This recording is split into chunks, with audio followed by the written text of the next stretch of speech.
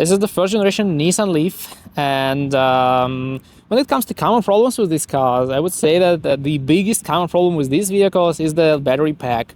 The 24 kilowatt hour battery pack is really small and it degrades really fast because it doesn't have a cooling system, proper cooling system, and that's why this battery degrades really fast. And at 10 years, 12 years, these cars will have 50 miles range in one charge, given you will not use this 100% charge of the battery, but you will use from 80% to 20%. It's like 60% of the battery's capacity. You will drive 40-50 miles and you will need to charge this car. This is the biggest problem, and you need to consider it when you buy this used Leaf with a somewhat degraded battery. So no battery cooling is the biggest problem, I think, because it will degrade the battery pack very, very fast. Especially if you drive in severe conditions, severe winter conditions, or severe heat conditions. Like in Africa, if you have this car, you'll probably drive it for 5 years and will just throw away the battery pack.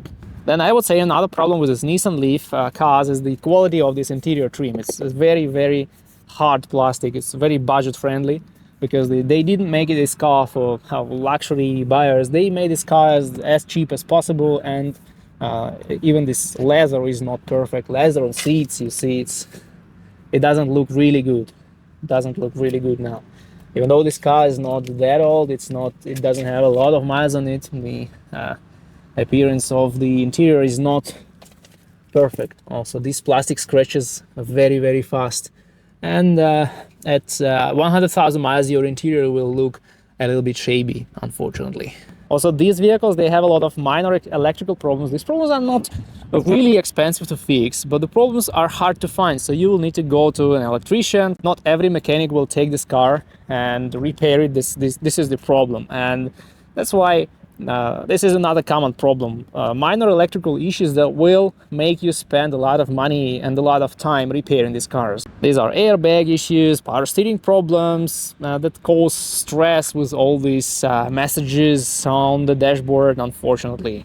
Also, what I personally don't like in these cars, and I think it's a common problem, these large elements of the body, they create a lot of blind zones, and when you are maneuvering in the city, you will probably have a problem seeing some pedestrians or some cars that are around you. I don't like this at all, and I think this is the awful car as the first vehicle for a youngster, for example, because driving it's not really pleasant. You will also always need to move your head all around, and if you have experience in driving bigger cars, it's okay, but if it's your first car, this will be a really, really big problem. Then when it comes to 2011, 2012 model years, there are a lot of minor problems that will make you go to your mechanic all the time.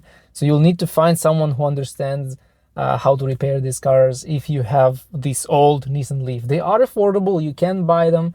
They have 50 miles range, but they are really cheap. And the problem is that you will need to repair them all the time. These minor problems, they're not expensive, but they're taking your time. And that's why I also consider this common problem with the early model years of these cars.